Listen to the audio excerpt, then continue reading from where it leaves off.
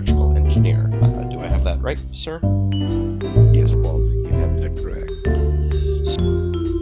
Where do you work, and like what would a typical work day for you typically be like hours or daily tasks, stuff like that? So typical work days, it varies from week to week, day to day.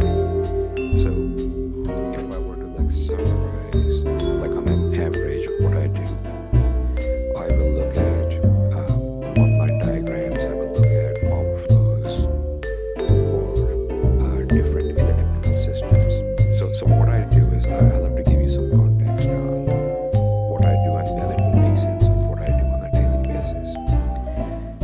So we work with a lot of power and gas companies who make power generation plants, gas generation plants, nuclear generation plants, and then I predominantly focus on power distribution. So what that implies is on a daily basis I will look at if all the circuits we have modeled are working correctly or not.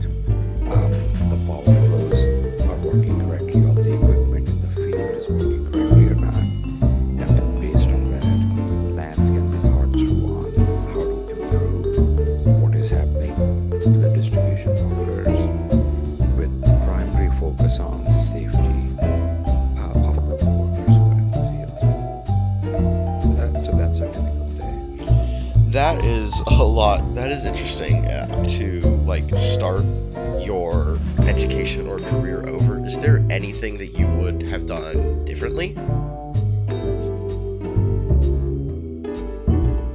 If I were to start today, then I think the emphasis is going to be looking at how the inverters can be utilized. So what I mean by that is I am going to definitely focus on, instead of the AC power, do a look more like a DC power circuits. And the reason I say that is because of all the renewables we have, there are DC circuits, none of them are AC power.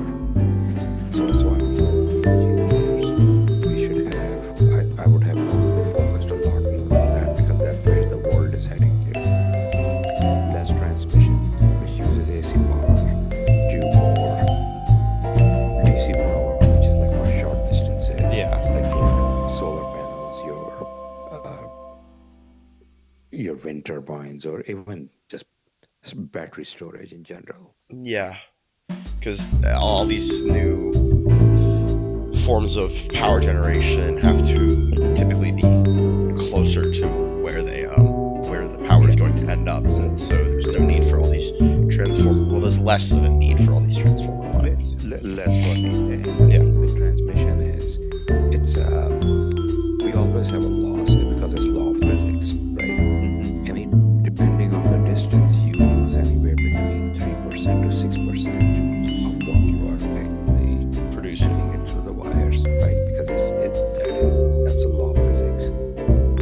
So, and now with the data centers using the AI, that cloud is growing rapidly, right? What that means Oh is yeah, because consumption. the consumption's spiking in all these regions. Right. They cannot wait for 4 years for a transmission line to be built. They want immediately start computing and start building the data center, right? So you're talking 12, 15 months. Transmission lines will not get built in that much time.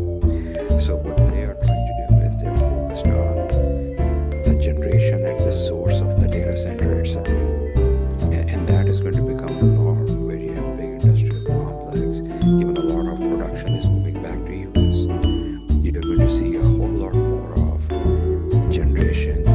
It could be 5 megawatts, 10 megawatts, small modular reactors.